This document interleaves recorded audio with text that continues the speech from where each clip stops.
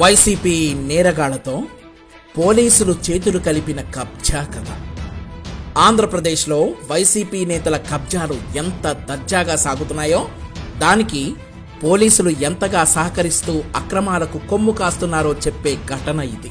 తమ భూమి కబ్జాకు గురైందని కోర్టులో కేసు వేసినందుకు ఆ వ్యక్తిపై ఇటు పోలీసులు తప్పుడు కేసులు పెట్టి వేధిస్తుంటే అటు రౌడీలు ప్రాణాలు తీయడానికి ప్రయత్నిస్తున్నారు.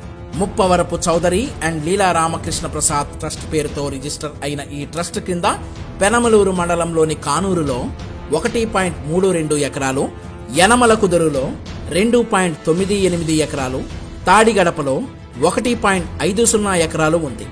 మొత్తం మీద సుమారు 6 ఎకరాల విలువైన ఈ భూమి విలువ 100 కోట్ల రూపాయల పైచిలుకు ఉంటుంది. రామకృష్ణ ప్రసాద్ చారిటబుల్ ట్రస్టీకి ఒక ట్రస్టీని. మా మేనమామైన ముప్పవరపు లీలా రామకృష్ణ ప్రసాద్ గారు ట్రస్ట్ ద్వారా అన్ని వర్గాల పూర్ పిల్లలకి చదువులకి వాళ్ళ హెల్త్ కి వాడమని మమ్మల్ని కోరారు. ఈ ట్రస్ట్ లో ఆయన 5 ట్రస్టీని నియమించారు. నేను ఒక ట్రస్టీని, మా నాన్నగారు మేనేజింగ్ ట్రస్టీ, ఒక ట్రస్టీ మల్లిపల్లి చిత్తరంజన్. మేము ముగ్గురం యూఎస్ లో ఉంటాము. ఇండియాలో 2 ట్రస్టీలు ఉన్నారు. ఒక ఆయన కన్నిగంటి బసప్పన్నయ్య గారు, 5వ ట్రస్టీ అయిన ముప్పవరపు హేమంత్ కుమార్ విజయవాడలో ఉంటారు. మేము ఆయన్ని ప్రాపర్టీస్ ని పర్యవేక్షించమని చెప్పి కోరాము. విలువైన ఈ భూములపై కొందరు వైసీపీ నాయకుల కన్ను పడింది. అంతే, స్థానికంగా ఉండే హేమంత్ కుమార్ సహకారంతో కర్నూలు వైసీపీ యువనేత ఆధ్వర్యంలో స్థానిక వైసీపీ నాయకుడిగా చలామణి అవుతున్న మంచికలపూడి బబ్లూతో కలిసి కోట్ల రూపాయలు విలువైన ట్రస్టు ఆస్తులను కొట్టేసేందుకు ప్రయత్నాలు మొదలుపెట్టారు. వెంటనే దొంగ పత్రాలు సృష్టించారు. 1997, 1998 సంవత్సరాల్లో ఈ భూములను హేమంత్ కుమార్, చదలవాడ కోటేశ్వరరావు, మంచికలపూడి బబ్లూ తల్లి పార్వతీకి విక్రయించినట్లు దొంగ అగ్రిమెంట్లు తయారు చేశారు. వీటితో భూముల రిజిస్ట్రేషన్కు సిద్ధమవగా విషయం అమెరికాలో ఉన్న మిగతా ట్రస్ట్ సభ్యులకు తెలియడంతో పాలేటి మహేష్ అనే న్యాయవాదిని పెట్టుకుని భూముల కబ్జాపై కోర్టులో కేసు వేశారు. దీంతో హైకోర్టులో కేసులు విత్డ్రా చేసుకోవాలని, లేదంటే చంపుతామని ట్రస్టు సభ్యుడిగా ఉన్న ఎన్ఆర్ఐ కుదరవల్లి శ్రీనివాసరావును కబ్జాదారులు బెదిరించారు. వైసీపీ నేతలతో కుమ్మక్కైన ట్రస్ట్ సభ్యుడు హేమంత్ కుమార్, బబ్లూ, కోటేశ్వరరావు తదితరులు తనను బెదిరించారని ఎన్ఆర్ఐ కుదరవల్లి శ్రీనివాసరావు పోలీసులకు ఫిర్యాదు చేసినా వారు స్పందించలేదు. ఎందుకంటే అప్పటికే వారు కబ్జాదారులతో చేతులు కలిపేశారు. ఎన్ఆర్ఐలపై తప్పుడు కేసులు పెట్టి బెదిరిస్తే వాళ్లు తిరిగి అమెరికాకి వెళ్లిపోతారని భావించిన పోలీసులు పకడ్బందీగా స్కెచ్ వేశారు. పాత రౌడీ షీటర్ కుక్కిలిగడ్డ జాన్ బాబును తెరపైకి తెచ్చారు. స్థానిక ట్రస్ట్ సభ్యుడు హేమంత్ కుమార్ కు గణేష్ అనే కొడుకున్నాడు. ఈ నెల 17వ తేదీ సాయంత్రం 5 గంటలకు గణేష్ స్నేహితుడు అరవపల్లి రవికుమార్ ను జాన్ బాబు బెదిరించాడు.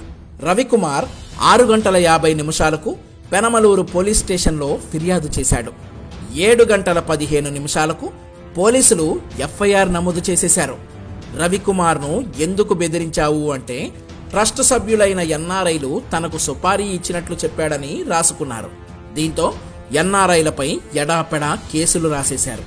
అయినా సరే ఎన్ఆర్ఐలు భయపడకుండా హైకోర్టులో కేసును కొనసాగిస్తున్నారు. దీంతో కర్నూలు నుండి కిరాయి మూకలు రంగంలోకి దిగాయి. హైకోర్టు ప్రాంగణంలోనే ఎన్ఆర్ఐని హత్య చేసేందుకు ప్రయత్నించారు. మరోవైపు కేసును వాదిస్తున్న న్యాయవాది పాలేటి మహేష్ ఇంటి వద్ద కాపు కాసిన కిరాయి మూక ఆయనను బయటకు రానివ్వలేదు. ఇక ఈరోజు యాదగిరి గుట్టలో దర్శనం చేసుకుని వస్తూ ఉంటే సివిలియన్ డ్రెస్లో వచ్చి Andhra Pradesh police suppose to be SI Seshukumar అని క్లెయిమ్ చేశాడు. తర్వాత కంప్లైంట్ ఇచ్చిన తర్వాత పెనంలూరు పోలీస్ స్టేషన్ అని చెప్పేశాను.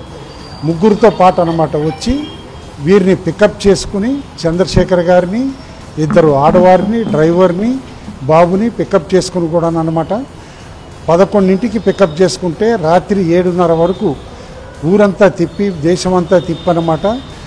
ఏ టీ కూడా ఇవ్వకుండా, ఫుడ్ కూడా ఇవ్వకుండా, నేచర్ కాల్స్ కూడా వెళ్ళనీయకుండా మొబైల్స్ అన్నీ లాగేసుకుని బాహ్య ప్రపంచానికి ఎక్కడున్నారో వీళ్ళు తెలియకుండా మొత్తం అన్నమాట అట్లా తిప్పి హెరాస్మెంట్ చేయటం చూసాం. ఇదండి సంగతి. జగన్ రెడ్డి ఈసారి ఎన్నికల్లో గెలిచే పరిస్థితి లేదు. కాబట్టి దీపం ఉండగానే ఇల్లు చక్కబెట్టుకోవాలన్న రీతిలో వైసీపీ రౌడీలంతా వీలైనంత దోచుకోవడానికి ఎగబడుతున్నారు. కాబట్టి ప్రజలారా అప్రమత్తంగా ఉండండి.